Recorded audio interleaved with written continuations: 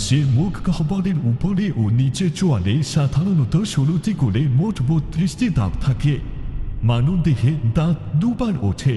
প্রথমবার শিশুকালে দুধ দাঁত, দ্বিতীয়বার দুধ দাঁত পড়ে গিয়ে 18 বছরের মধ্যে স্থায়ী দাঁত ওঠে।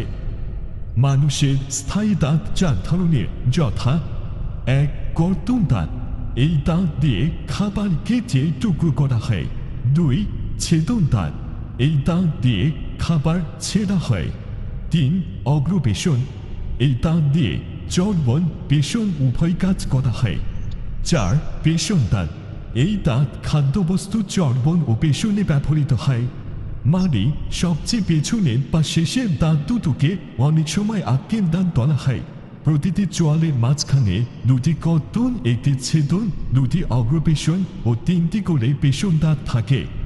দাঁতের গঠন, প্রতিটি দাঁতের 3টি অংশ থাকে, যথা 1. মুকুট, মাড়ির উপরের অংশ, 2.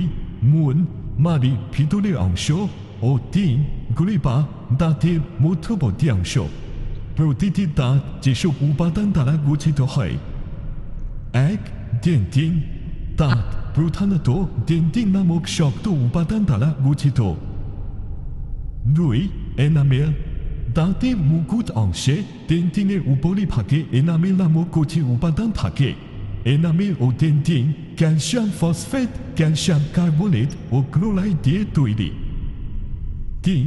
দন্তমজ্জা, ডেন্টিনের ভেতরের ফাঁপা নরম অংশকে দন্তমজ্জা বলে। এর ভিতরে ধমনী, শিরা, স্নায়ু ও নরম কোষ থাকে। দন্তমজ্জার মাধ্যমে ডেন্টিন অংশে পুষ্টি ও অক্সিজেন সরবরাহ হয়।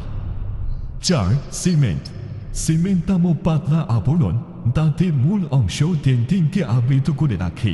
এই সিমেন্টের সাহায্যে দাঁত মাড়ির সাথে আটকানো থাকে।